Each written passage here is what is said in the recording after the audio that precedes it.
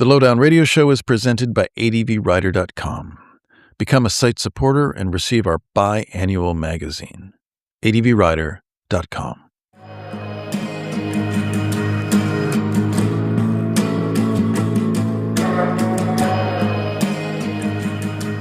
Welcome to the Lowdown Radio Show, episode 118, presented by advwriter.com. I'm Neil Graham. What is a legacy brand? And is it a good thing, as the marketers would lead you to believe?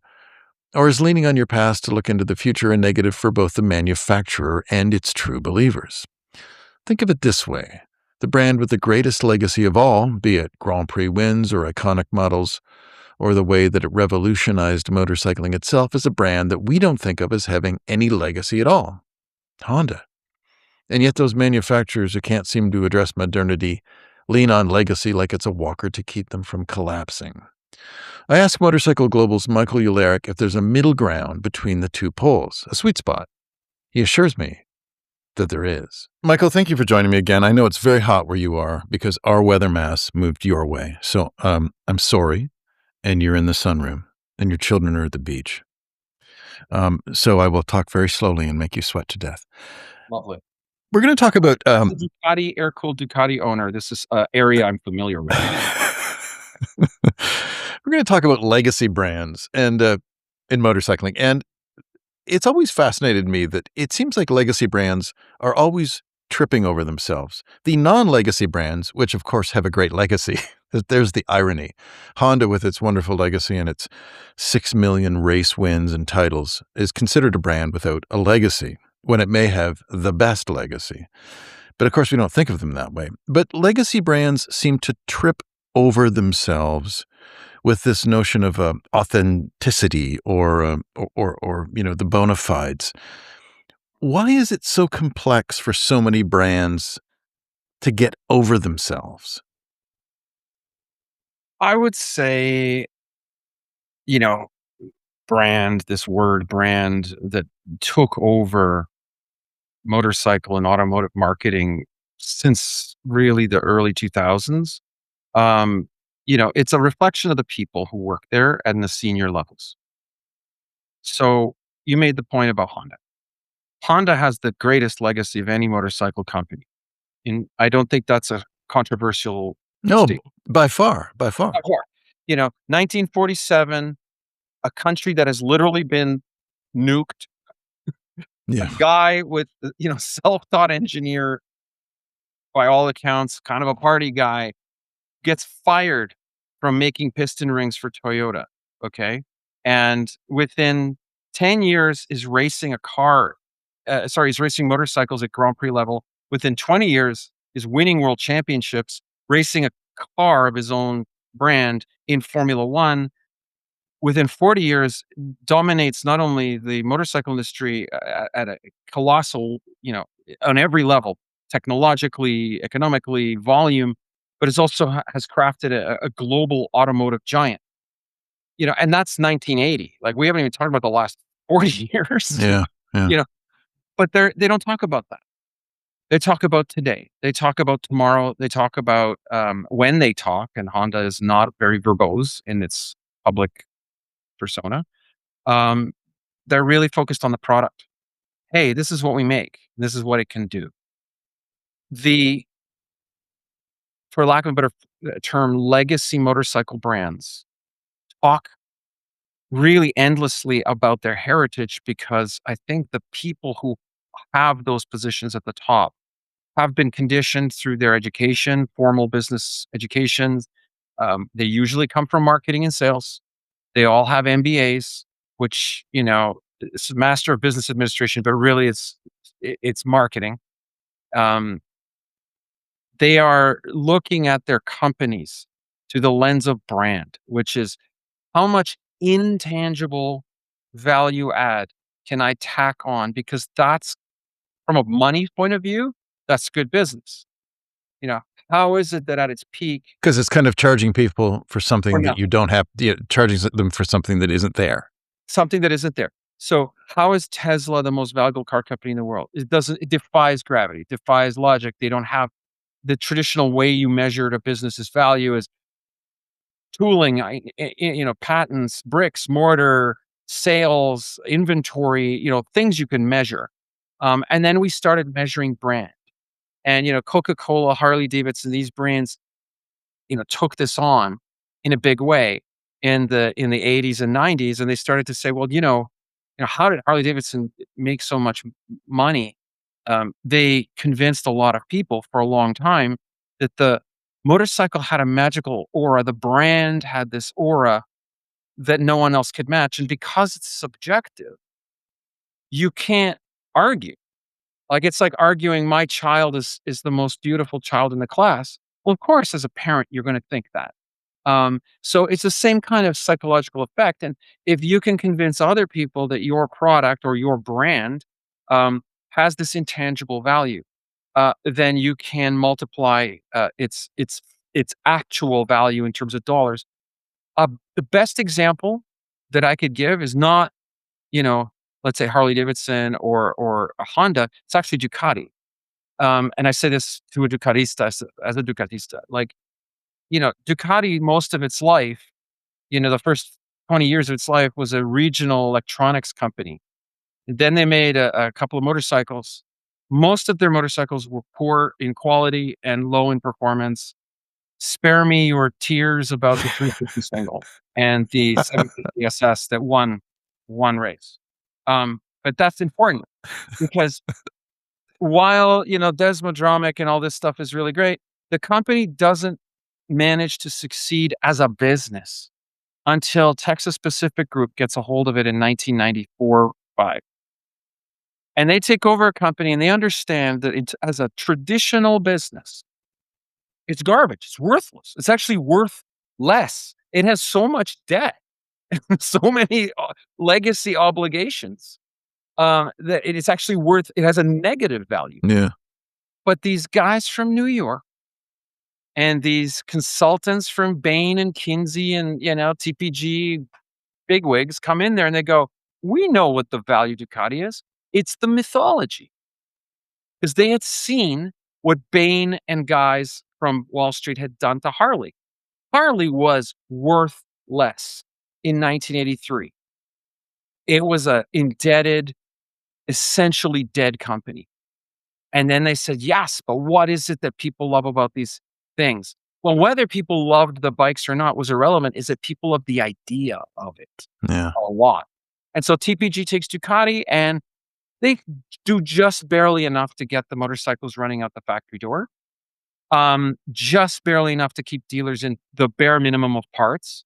We know that the bikes were not terribly reliable. You talked about that last week with Zach. I was on that tour. I know exactly what happened. Um, and that's 10 years later, 10, 12 years later. But what they did was they placed Ducati in movies. They put Ducati in The Matrix. They put, Ducatis in under celebrity, Brad Pitt and Tom Cruise fighting publicly over who gets the Desmo Sedici number one. Right. This stuff amplified the image.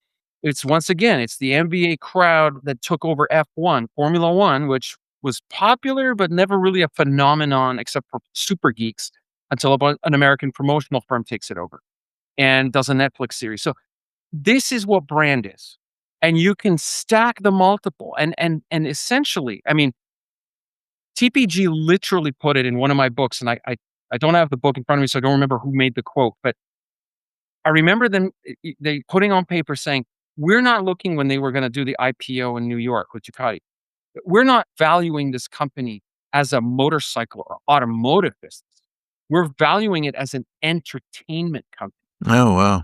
Because when you do a stock, float, when you put a company on a public stock exchange, that initial price, like it's worth, is whatever you say it's worth and people are willing to agree to. So it's a bit of a kabuki theater, and you go out there and they, serious bankers will measure the actual value company and say, "Well, gosh, I don't know, it's worth X, 500 million." And then TPG does what they call a road show, where they go up and down Wall Street and they talk to all the big banks and all the private equity firms, and they get commitments so that on day one, hour one, you're going to buy these preferred shares at a discount. And what price? and they set a value multiple of 10 or 12, which was like what Disney or at that time, like a television network was selling. And they're Mm. like, "Why?" And it's like, "'Cause we're entertainment. It's T-shirts. It's an experience. The dealership center." That thing we're all used to now, that was an innovation at that time, and Harley did the same thing, and they reaped the rewards. They made a ton of money, so much money, and they got to sell the same product, which was not very expensive to make in both cases, Harley and Ducati. Steel tubular frames, old engines, a lot of nice paint, but, let's be honest, the products were not supreme, but they commanded exorbitant prices. And then you got people hooked in and they bought the t-shirts, and all the other stuff and the $12 coffee, at the experience center. So to answer your question, those two companies in that period set a template that everyone else wanted to follow. And then when, this is the peak of my career, 2000 to 2012, 15, when I'm corporate and everyone's chasing that. Aprilia with Piaggio and Vespa, Piaggio with Aprilia and Vespa are trying to do that. That's when Vespas are like, hey, look, there's a, celebrity Paris Hilton on a Vespa Primavera retailing for 8,000 US. Like for 125cc moped? Are you out of your mind? But they positioned it there at a time when people, particularly in the West, were willing to do that. Fast forward to the last 10 years, even before COVID, that bubble was bursting. But I believe the leadership today, a large part of the motorcycle leadership, particularly in the US, still have that mindset. We are premium. And so we are going to set a price and a consumer expectation. And they keep defending it using this old model, which is like, yes, because it's this intangible something. It But is a there's kind of it seems that there's almost a corrosive aspect to relying so much on heritage, and it seems like I guess Royal Enfield, and I think you'll probably talk about Royal Enfield. They seem to be a company that's kind of managed it by almost suppressing it by saying, "Okay, everybody calm down. There is a future.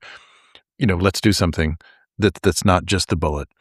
But it seems like, some brands, and I think I would think, and maybe I don't know what you think, but Ducati has made V4 engines and I was just out today on the new Multistrada V2, which is very Japanese-like in its sophistication, and its ease of usability.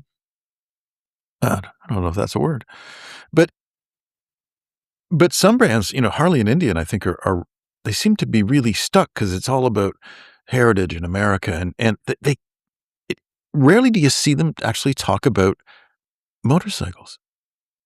well, I mean, yeah, I would say that's a big part of the problem. Um, you know, there is a strong disconnect between what the product they actually like the company actually does, versus, what the leadership wants the performance of the company to be. And that's really what it comes down to, reality versus performance. And I don't mean the performance of the motorcycle. I mean the performance of the company in terms of dollars and cents. So, Royal Enfield is really, really special because, they see their bullet era and their heritage as a starting point, an asset, a family heirloom on which to build from. But it's not a temple. It's not a fixed template to protect. That's the key. Something to build out from versus a template that has to be adhered to at all costs. With a moat around the outside, With a moat around it, with walls and turrets, and and style guides of this is the language, and I've seen it. Marketing agencies will be issued or will co-develop. These are the words we use. This is the kind of imagery. The image must have so much percentage of scenery, and the scenery has to look like this. It's or very which brands? uh, I the brands that are stuck on legacy, let's call it. And look, they this is good production, right? Like to all my my friends and people, colleagues that are in motorcycle marketing, like especially in the US, they're all extremely talented. Like nobody does entertainment like the United States. It's a reason why Hollywood is what it is, why streaming and television, still are dominated by that culture. They're really good at getting the production values right about nuance and color, you know, subtleties so that people see the brand subconsciously in the symbolism, the filtering, all of these things. It takes a lot of hard work. It takes a lot of attention to detail to do it. That said, it would be really nice because, marketing is ultimately just taking its cue from the leadership. It would be really nice if the leadership of these companies would actually stop for a minute and ask themselves, do we want to think beyond the next year, the next 4 quarters?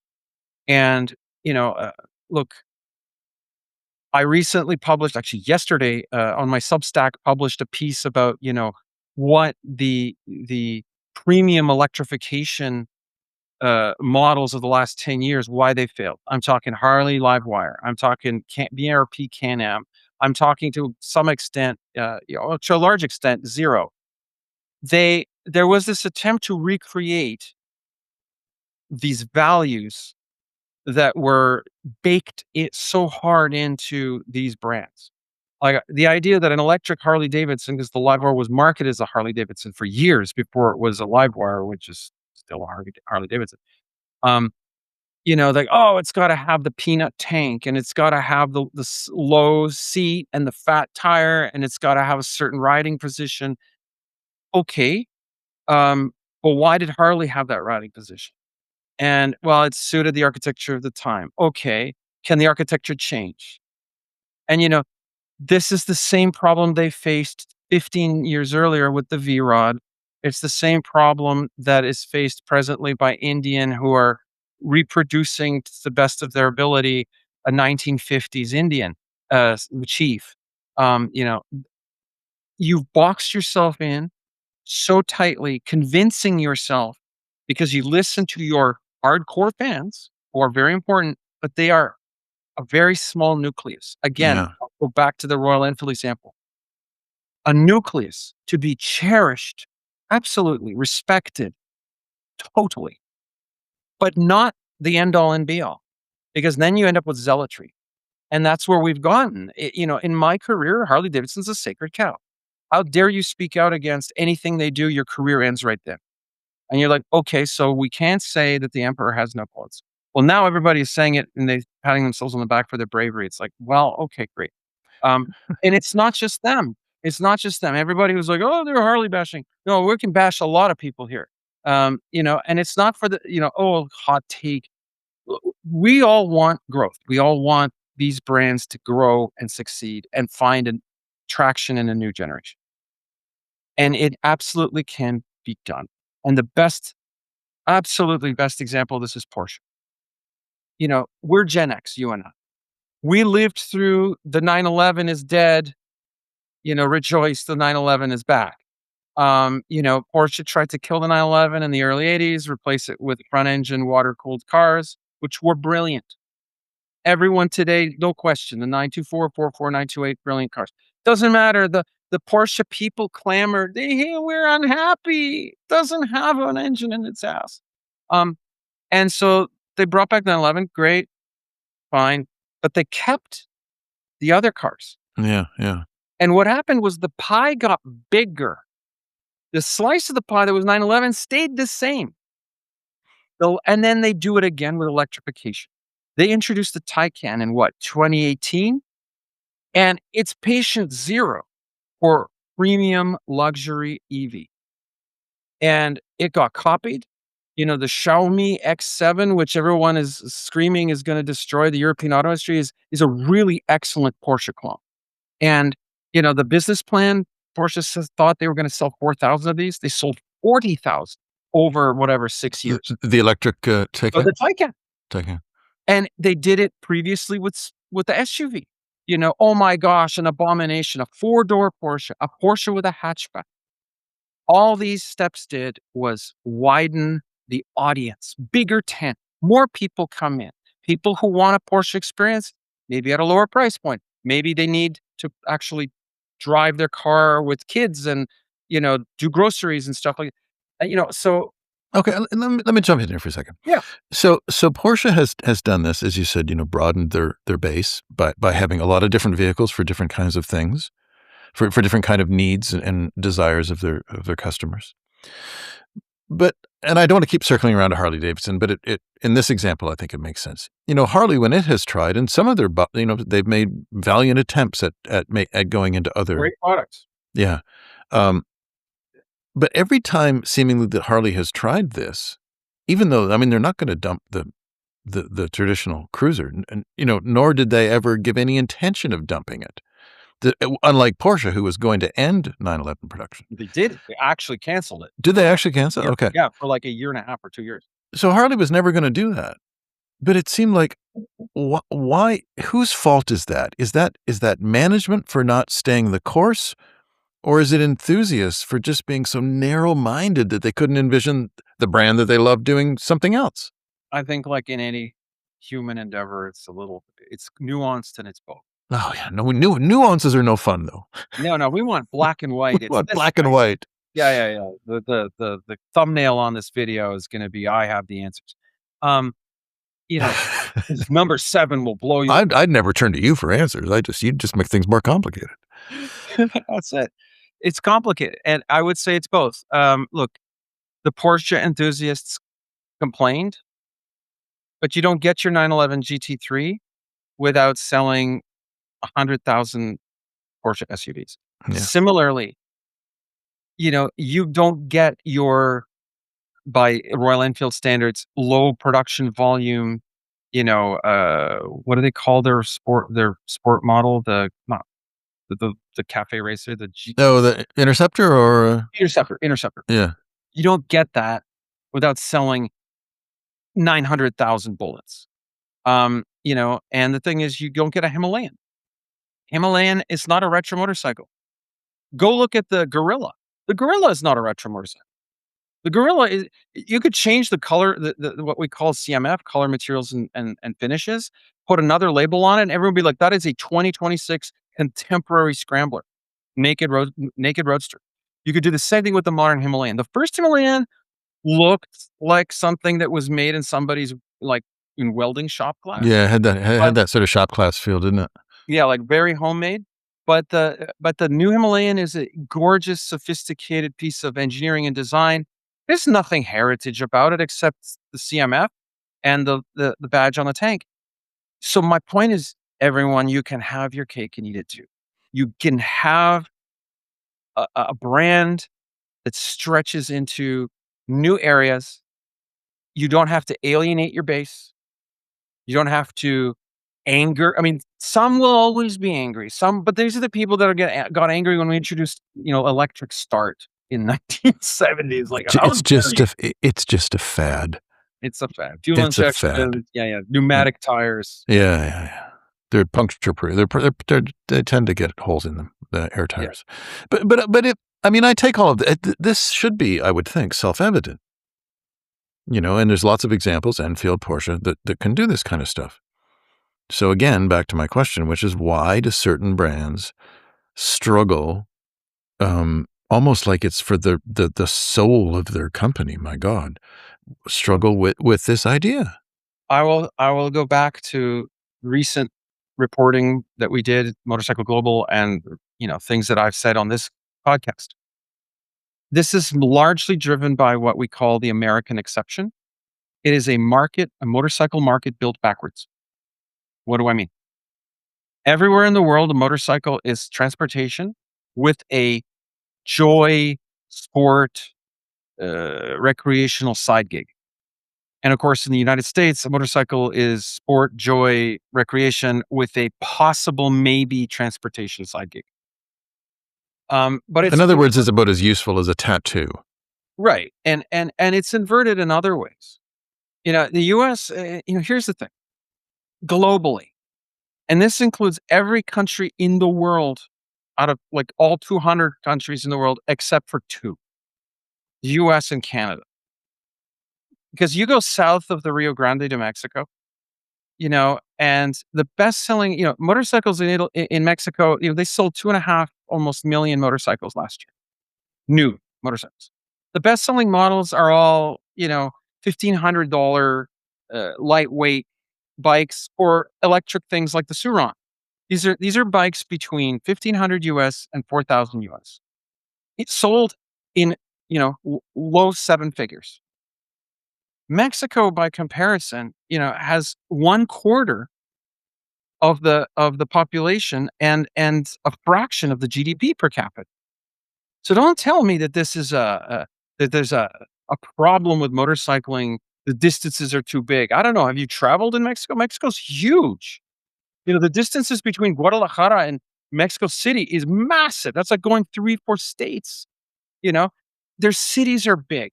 Their roads are equally big.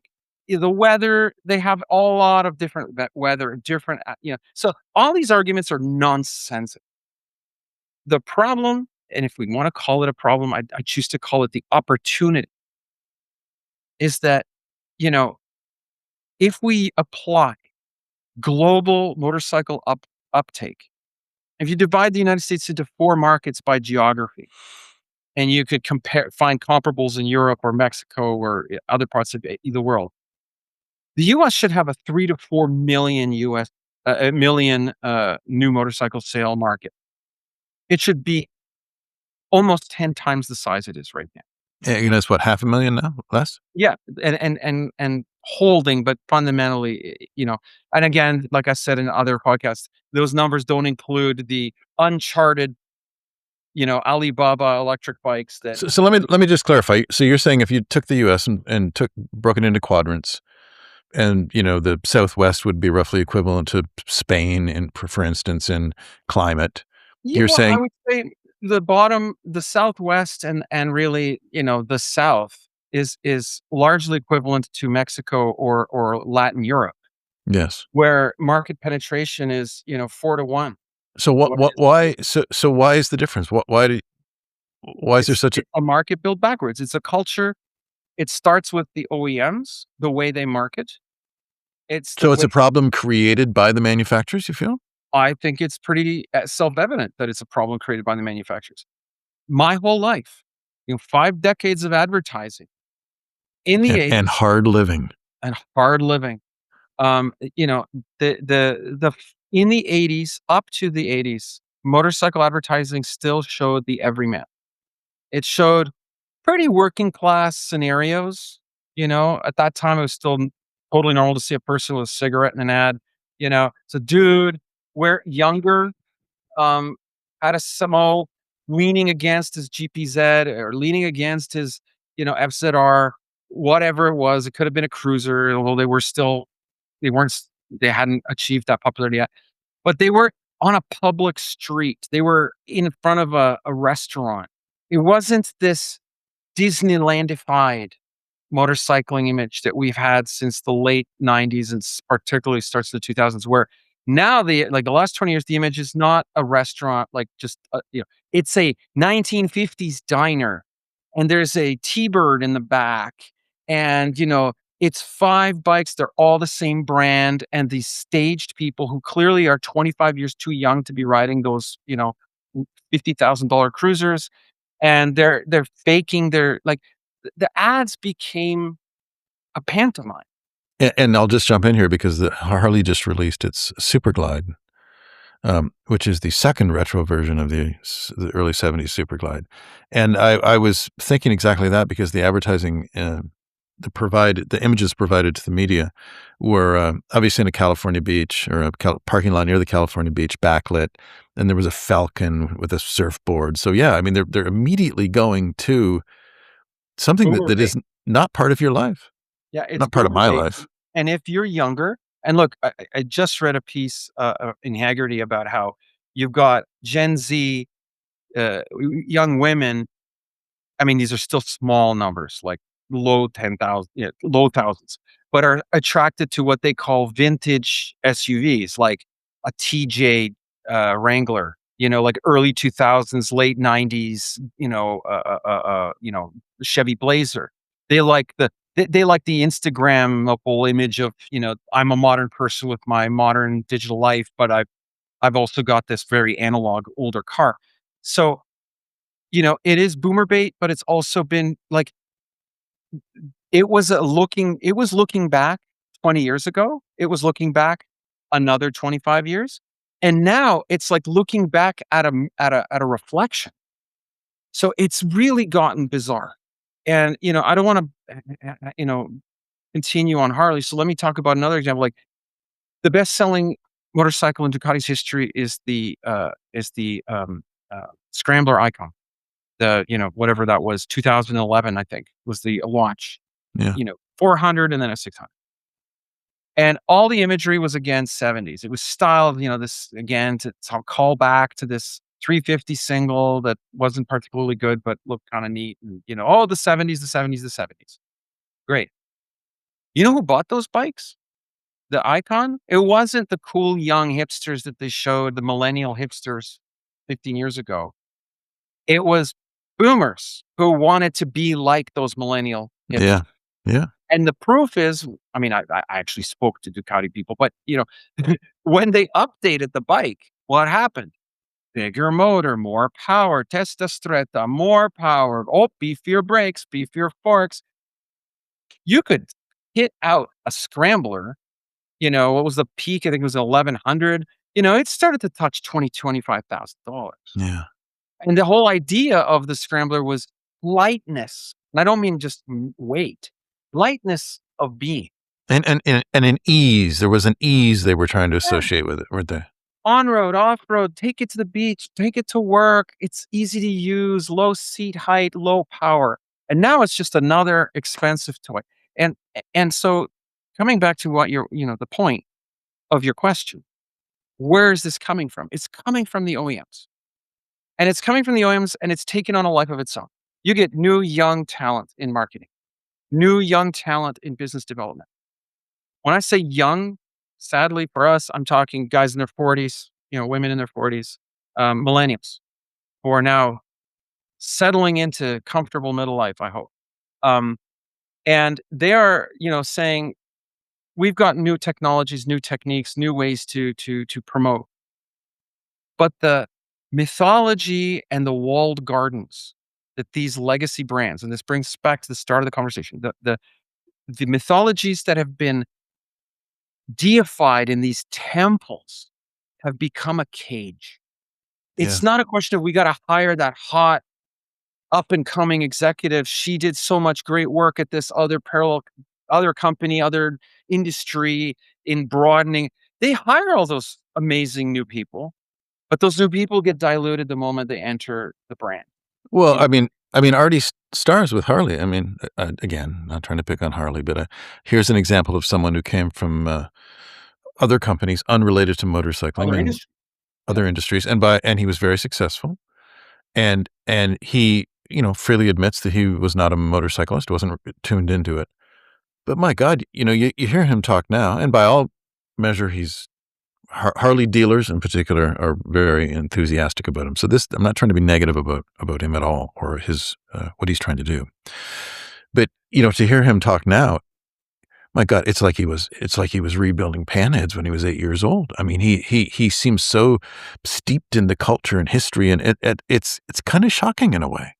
It is, and it's alarming It because is. what it says to me, and we're putting the future of the company on the shoulders of on the not on the shoulders of Artie Starr's, on the shoulders of Artie Starr's personality and his ability to maintain his core business focus and core business values while being assaulted 24/7 internally, never mind externally, internally by the company, the corporate culture that is so deep, so profound, that is going to push him into, like you said, this pastiche of what Yeah. Harley Davidson is, air quotes, supposed to be.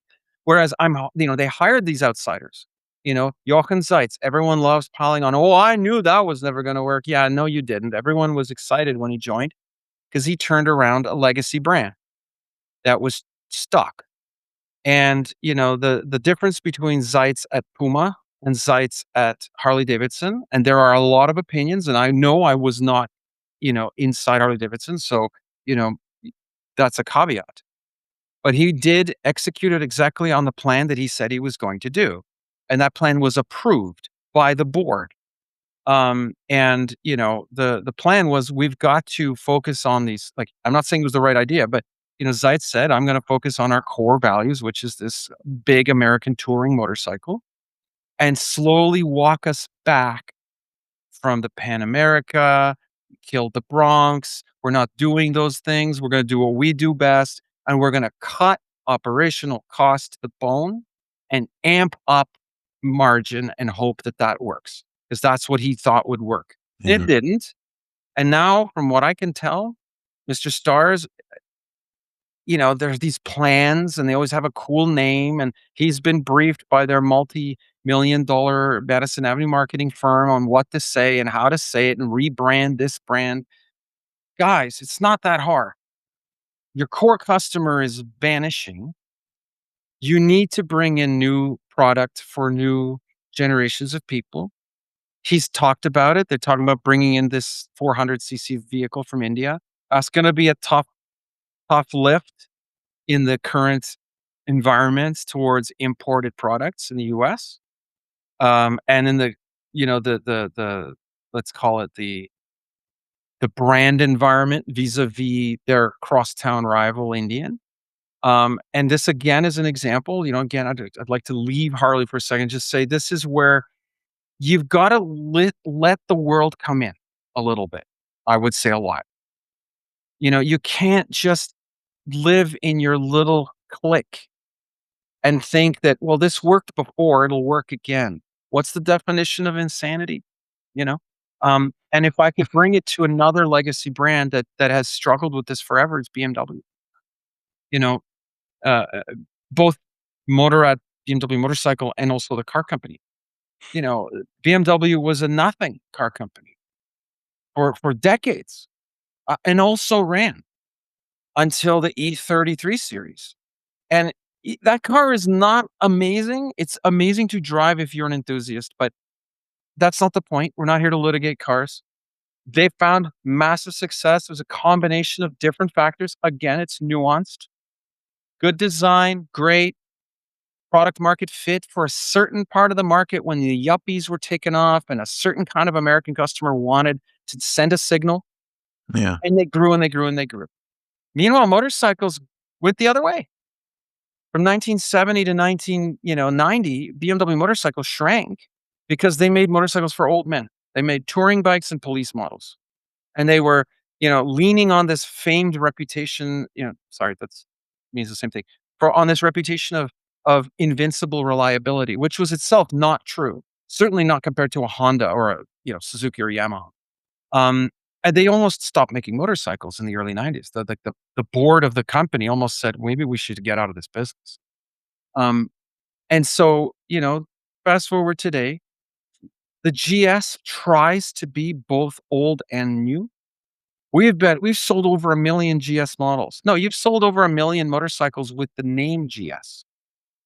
That's not the same thing. It's like when people say, well, the Toyota Corolla is the best-selling car in history. The Toyota Corolla nameplate is. The best-selling single model is the Volkswagen Type 1, the Beetle. And, again, Beetle, great, until it wasn't. And the voices said it has to be rear engine and rear cooled. And then they finally said, no, it doesn't. They made the Golf and they resuscitated. The company became a global giant.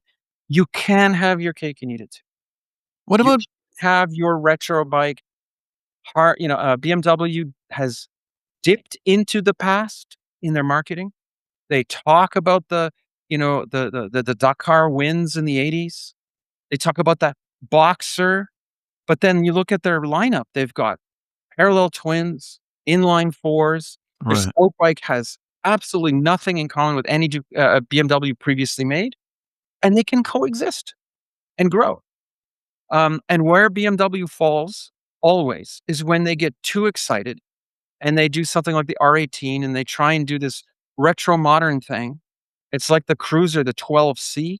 Remember that Yeah. that cruiser from, like, I would say, mid-90s, R1200C, yeah. R1200C, it was ridiculed by the cruiser community, and the harder that BMW tried to link it to, like, BMW pressed frame BMWs from the pre-war era, the more it got ridiculed. So you have to know your limits. I'm gonna come back to this, to the Royal Enfield example. Treasure it, respect your heritage, but it is a jumping off point into the present and the future. It is not legacy heritage is not a strategy. It is grandma's, it's your favorite blanket when you go visit your grandma. It feels great when you pull it on, the smell, the feel, the idea of it. But, you can't fill your house with that. You still need to, furnish your own home and build your own legacy. And you have to make motorcycles that people wanna buy at prices they wanna pay for them. So stay we all. Michael, thank you so much for this. Always a pleasure, Neil. We'll talk soon. Thank you again for listening to the Lowdown Radio Show presented by advrider.com.